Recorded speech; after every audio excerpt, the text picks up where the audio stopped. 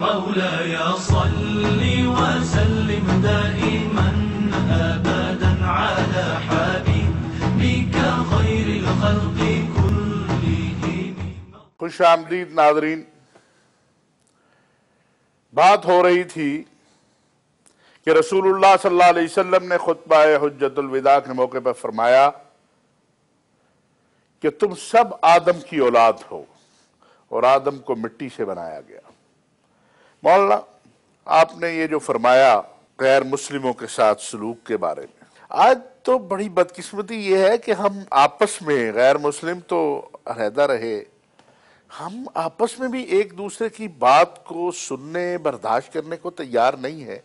اس خطبہ میں کوئی ہمیں ایسا درس بھی ملتا ہے کہ ہم آپس میں ایک دوسرے کے قریب آئے، ہم آپس میں ایک دوسرے کے ساتھ اسی طرح محبت کریں کہ جس طرح قرآن کریم میں صحابہ کے بارے میں فرمایا گیا کہ محمد الرسول اللہ والذین معہ وشداء علی الکفار رحماء بینہم۔ کیا یہ ماحول بن سکتا ہے آج؟ اور اس خطبے سے ہمیں کوئی ایسا سبق ملتا ہے کہ ہم آپس میں کوئی رحم دل بن جائے؟ جی، اس خطبے میں حضور اکرم صلی اللہ علیہ وآلہ وسلم کا ارشاد جو اس جملے کے بعد ہے کہ تم سب بنی آدم ہو اور آدم کو اللہ نے مٹی سے پیدا کیا تھا، اس کے بعد آن حضرت نے فرمایا ہے کہ لا فضل لعربی علی عجمی ولا لعجمی علی عربی ولا لأحمر علی اسود ولا لأسود علی احمر الا بالتقوی، کہ عربی کو عجمی پر اور کسی عجمی کو عربی پر، کسی گورے کو کالے پر، کسی کالے کو گورے پر کوئی فضیلت حاصل نہیں ہے۔ اگر فضیلت کسی انسان کو حاصل ہے تو اس کے کردار کی وجہ سے ہے، اور وہ کردار، یعنی اگر کردار اچھا ہوگا، کردار اگر اچھا ہوگا تو اس کو فضیلت ہے، اس کو فضیلت حاصل ہے۔ آپ چونکہ ماشاءاللہ ہزاروں طلباء کے ساتھ آپ کا اور آپ بنیاد آپ کے ہاتھوں سے بنتی ہے، کردار، ایک اسلامی کردار، ایک ایسا کردار جو سیرت مصطفیٰ صلی اللہ علیہ وسلم کو فالو کرنے والا ہو، وہ ہم کیسے ڈیولپ کر سکتے ہیں، کیسے بنا سکتے ہیں؟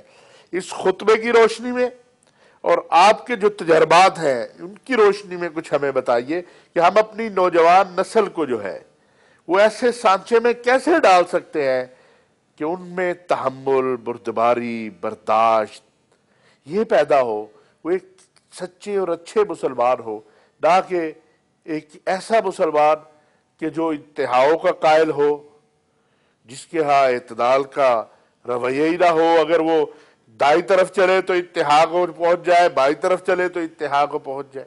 بات یہ جی، تاریخ اسلام کو سامنے رکھیں تو ہمیں 3 مراکز ملتے ہیں تربیت کے: مساجد، مدارس اور خانقاہیں۔ اب تینوں اداروں کو اپنا اپنا کردار ادا کرنا ہوگا۔ مدارس، اس میں آپ دینی مدارس بھی لیں، اسکول کالج بھی لیں، یونیورسٹیز بھی مدرسے ہی۔ مساجد، ہم جمعہ کا خطبہ بھی سنتے ہیں، صبح و شام کے درس بھی سنتے ہیں، علماء کے وعظ بھی ہوتے ہیں، میڈیا پر بھی علماء کرام تقاریر فرماتے ہیں۔ اور خانقاہیں جو میرا خیال ہے اب ختم تو اب بھی نہیں ہوئی لیکن کم ہو گئی ہیں، اب اس کی جگہ کچھ اور چیزیں آ گئی ہیں۔ تو یہ تینوں ادارے اپنا اپنا کردار پوری طرح ادا کریں گے تو ہم میں مسلم کریکٹر آئے گا اور ضرور آئے گا۔ اور اگر یہ تینوں ادارے کہیں کمزوری ہو، کہیں کوتاہی ہو جائے، یا ان اداروں کو ہم لیٹ ڈاؤن کر دیں، ہم مسجد کے مولوی کو اس قابل ہی نہ سمجھیں کہ اس کی بات سننا پسند کریں، یا ہم مدرسے کے استاد کو وہ اہمیت نہ دیں جو اس کے مقابلے میں ایک کلاشن کوف بردار کو اہمیت دیتے ہیں، تو ظاہر ہے کہ ہم میں کریکٹر کیسے پیدا ہوگا۔ اسی طرح خانقاہ کی بجائے خانقاہ میں ہم کچھ اور لوگ بٹھا دیں صوفیاء کی بجائے۔ اب ظاہر صوفی کا وارث صوفی ہوتا ہے، بادشاہ کا بیٹا بادشاہ ہو سکتا ہے، صوفی کا بیٹا صوفی نہیں ہوگا۔ واہ واہ، بڑی کمال کی بات کی آپ نے۔ صوفی کی مسند پہ تو صوفی بیٹھے گا۔ درست ہے۔ ہم تاریخ اٹھا لیں، صوفیاء کرام کی مسانید پہ صوفیاء بیٹھے ہیں، صوفیاء کو انہوں نے اپنی وراثت دی ہے۔ یہ تینوں مراکز تربیت جب تک اپنا پورا کردار ادا نہیں کریں گے ہم میں کریکٹر نہیں پیدا ہوگا، اور جب تک ہم ان کو وہ اہمیت نہیں دیں گے ہم ان سے کچھ سیکھ بھی نہیں سکیں گے۔ مولانا، رسول اللہ صلی اللہ علیہ وسلم نے اس خطبے میں فرمایا کہ جاہلیت کی جو چیزیں تھیں وہ میرے پاؤں تلے رون دی گئی۔ اس جاہلیت میں بچیوں کا دفن کرنا، بچیوں کو حق نہ دینا، ان کو تعلیم سے محروم کرنا، یہ سب شامل تھا۔ آج بھی ہم کچھ جگہوں پہ دیکھتے ہیں، خصوصاً دیہات، یہ جو ہمارا جاگیردارانہ سسٹم ہے اس میں، کہ بہنوں کے بیٹیوں کے حق کھا لیے جاتے ہیں، بچیوں کو تعلیم سے روکا جاتا ہے۔ اس خطبے کی روشنی میں آپ کیا کہتے ہیں کہ بچیوں کی تعلیم جو ہے وہ کتنی ضروری ہے؟ حضور اکرم صلی اللہ علیہ وآلہ وسلم نے اس خطبے میں معاشرے کے زیر دست اور کمزور طبقوں کو حق اور قوت عطا فرمائی ہے۔ خواتین جو کہ ایک صنف نازک ہے اور اس کا کوئی احترام نہیں کیا جاتا تھا، اور اب بھی احترام کو مجروح کیا جاتا ہے، چاہے وہ لوگ کہ جو خواتین کے حقوق کے علم بردار ہیں، لیکن جب وقت پڑتا ہے وہ بھی حقوق کو پامال کرتے ہیں، اس لیے کہ وہ یہ نعرہ صرف ایک اپنے آپ کو سیکولر شو کرنے کے لیے وہ لگاتے ہیں، لیکن اسلامی مزاج نہیں ہوتا۔ اسلام صحیح جو حقوق عطا کیے ہیں خواتین کو اور ان کو احترام بخشا ہے، تو اللہ نے اور اللہ کے رسول صلی اللہ علیہ وسلم نے فرمایا۔ ارشاد ہے اسی خطبے میں کہ وَلَهُنَّ مِثْلُ الَّذِي عَلَيْكُمْ، کہ ان کو بھی ویسے حقوق حاصل ہیں جیسے ان کی ذمہ داریاں ہیں، اور تمہیں بھی حقوق حاصل ہیں جیسے تمہاری ذمہ، ان کے تم پر حقوق ہیں اور تمہارے ان پر حقوق ہیں۔ اور پھر یہ فرمایا کہ دیکھو استوصوا بالنساء خیرا، خواتین کے بارے میں میں تمہیں خیر کی وصیت کرتا ہوں، خیر کی وصیت کرتا ہوں۔ حضور اکرم صلی اللہ علیہ وآلہ وسلم ویسے کوئی بات فرما دیں وہ بھی قابل احترام، لیکن جب آپ لفظ وصیت کے ساتھ ایک چیز فرما رہے ہیں تو اس کی اہمیت، میں تمہیں خیر کی وصیت کرتا ہوں۔ دیکھو یہ کیا ہیں، یہ تمہارے پاس ہیں، یہ تمہارے پاس ہیں، اور یہ تمہارے پاس اللہ کی امانت ہیں، تمہارے پاس اللہ کی امانت ہیں، اور اللہ کے حکم کے تحت تمہارا اکٹھا رہنا حلال ہوا ہے۔ لہٰذا خبردار اگر ان پر تم کوئی زیادتی کرو، کوئی ظلم کرو، اگر کوئی خطا ہوتی ہے تو انہیں سمجھاؤ جیسے ایک دوسرے کو سمجھاتے ہو، یعنی انہیں ان کی تحقیر کرنا، ان کی تضحیک کرنا، ان کا مذاق اڑانا، انہیں کمتر سمجھنا، حضور اکرم صلی اللہ علیہ وسلم نے سختی سے اس سے منع فرمایا۔ اچھا، یہ جو بات آپ نے فرمائی، اس میں آپ دیکھیے کہ یہ آپ نے جب یہ چیز فرمائی کہ الا کل شیء من امر الجاہلیہ فہو تحت قدمی موضوع، کہ میں اپنے قدموں کے نیچے ہر جاہلیت کے کام کو روند رہا ہوں، سب سے پہلے حضور صلی اللہ علیہ وآلہ وسلم نے اس کا آغاز اپنے گھر سے فرمایا۔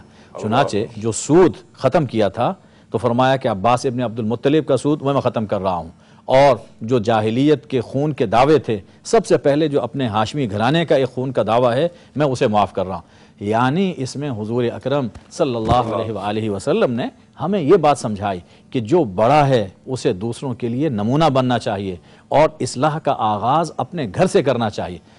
حضور اکرم صلی اللہ علیہ وسلم نے خواتین کا احترام صرف کہنا نہیں چاہیے، عمل بھی کرنا چاہیے۔ اس سے یہ درس ملا کہ جو عمل کر کے جس بات کا آغاز ہوگا وہ اثر رکھے گا۔ تو رسول اللہ صلی اللہ علیہ وسلم نے بڑا واضح کہہ دیا کہ صرف تقریر ہی نہیں، اس پر جو عمل ہے وہ بھی ضروری ہے، قول ہی نہیں، عمل بھی بڑا ضروری ہے۔ پروفیسر صاحب، یہ ہمارے اندر یہ جو اسی خطبے میں جب عورتوں کے حقوق کی اس قدر بات ہو گئی، پھر اسی خطبے میں آپ کے جو ملازم ہے کہا گیا جو خود کھاؤ ان کو بھی کھلاؤ، جو خود پہنو ان کو بھی پہناؤ، یہ درس دیا گیا۔ تو کیا وجہ ہے کہ مجھے اتنی خوبصورت چیز جو ہمارے پاس ہے، کیا ہمارے نصاب میں خطبہ حجت الوداع جو ہے اس کے اوپر ہم فوکس کرتے ہیں کسی کلاس کے اندر کہ ہم اپنے نوجوانوں کو، ہم اپنے طالب علموں کو یہ بھی بتائیں کہ ہمارے نبی نے یہ بھی کہا ہے، اور ان کا یہ عمل، یہ قول، یہ فعل ہمیں کوئی رہنمائی دے رہا ہے؟ یہ ہمارے نصابوں میں شامل ہے۔ اچھا، ہمارے انٹر ڈگری کے نصابوں میں خطبہ حجت الوداع شامل ہے، ہے، ہمارے اساتذہ پڑھاتے ہیں۔ پھر کیا وجہ ہے جب یہ پڑھا بھی جاتا ہے، نوجوان کی گروتھ میں یہ شامل ہے، اس پہ اثر انداز کیوں نہیں ہوتا؟ وہ تو پوری ہماری سوسائٹی کا المی ہے۔ دیکھیں ہماری سوسائٹی میں کون شخص ہے جو یہ ملاوٹ کو جائز سمجھتا ہو؟ اور ہمارے پاکستان میں کہاں کہاں آپ بتائیں کہ دودھ خارج مل سکتا ہو؟ تو یہ ہماری سوسائٹی کی غلطی ہے کہ ہم کچھ کہتے تو ہیں، بہت ساری باتیں مانتے بھی ہیں، کہتے بھی ہیں، بڑے ان کو شوق سے بیان بھی کرتے ہیں، مگر ان پہ ہم عمل نہیں کر رہے۔ کیا کیوں؟ تو وہی میں دو باتیں میرے ذہن میں تو آ رہی ہیں۔ ایک تو میں نے جو پہلے کہا تھا کہ ہمارا جو کالونیل کریکٹر بنا ہے اس نے ہمیں نفاق پیدا کر دیا، نفاق عملی کہہ لیں اس کو۔ نفاقی اعتقادی تو ہمیں میرا خیال نہیں ہے، لیکن نفاق عملی جو ہے وہ ہمارے ہاں عام ہے ذرا۔ اچھا اور دوسرا یہ ہے کہ جو نہیں، اگر نفاق اعتقادی نہیں ہے اور ہم اللہ کے نبی کو نبی سمجھتے ہیں وہ تو مجھے اور ہم رسول اللہ صلی اللہ علیہ وسلم پر فدا ہونے کو ہر وقت تیار ہے، ہم اللہ رب العزت کے لیے ابھی دیکھیں کس طرح قربانیاں ہوئی، جس کے پاس پیسے تھے نہیں تھے لیکن وہ سمجھتا ہے کہ اللہ کی رضا کے لیے مجھے قربانی کرنی ہے، ایثار کرنا ہے، تو پھر اعتقاد جو ہے وہ تو مضبوط ہے، اس کو عملی زندگی میں لانے میں کوئی کمی ہے؟ میں عرض کرتا ہوں، جس پہ محنت کی جائے، جس بات پہ محنت کی جائے اس کا نتیجہ نظر آ جاتا ہے۔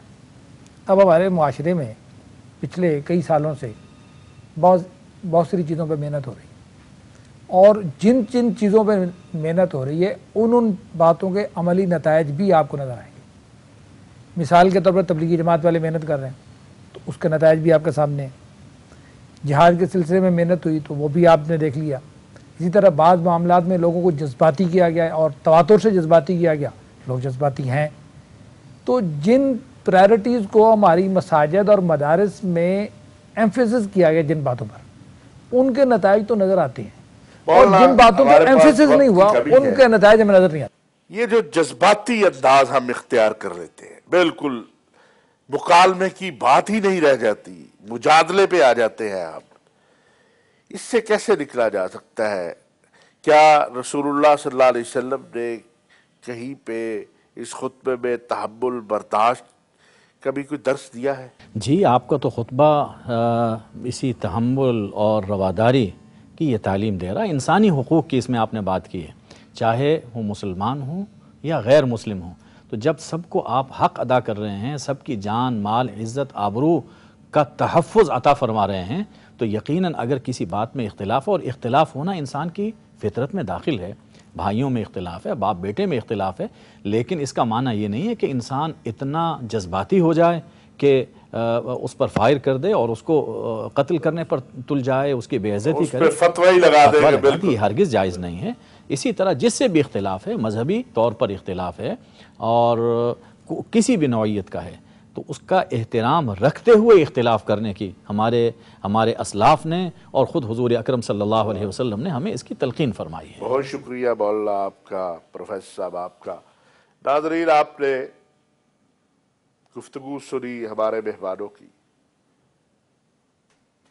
ہمیں نجات کا ہمارے پاس ایک ہی راستہ ہے، اور وہ ہے کہ ہم سیرت طیبہ کی طرف لوٹ جائیں۔ آج جو ہمارے معاشرے میں بے چینی ہے، جو اضطراب ہے، جو کمی ہے، وہ اس بات کی ہے کہ ہم تعلیمات مصطفی صلی اللہ علیہ وسلم سے بہت دور ہوتے چلے جا رہے ہیں۔ آج ہمارے اندر وہ تحمل، وہ برداشت، وہ بردباری نظر نہیں آتی جس کا حکم دیا گیا ہے۔ اور اگر میں یہ بات کہوں کہ ہماری زندگیاں بدل سکتا ہے یہ ایک خطبہ، اگر ہم اس پر عمل کر لیں تو اس پہ کوئی شک والی بات نہیں ہے۔ گھروں میں آپ کی کتابیں موجود ہوگی، ورنہ انٹرنیٹ پر خطبہ حجت الوداع نکال کے ذرا پڑھیے، ذرا سنیے، اور پھر فیصلہ کیجیے کہ ہم سب کس دین کے ماننے والے ہیں، وہ دین ہمیں کیا کہتا ہے، کس نبی کے ماننے والے ہیں، وہ نبی ہمیں کیا کہتے ہیں، اور ہم کر کیا رہے ہیں۔ ہو سکتا ہے کوئی بات تلخ لگی ہو سکتا ہے کسی بات سے آپ کے دل کو کوئی رنج پہنچا ہو، تو معذرت، مگر ہم کوشش یہی کریں گے کہ ہم جو سچ ہے وہ بیان کریں، جو حق ہے اس پہ گفتگو کریں۔ بہت شکریہ، انشاءاللہ آپ سے ملاقات ہوگی کل۔ وما علینا الا البلاغ۔ مولاي صل وسلم دائما أبدا على حبيبك خير الخلق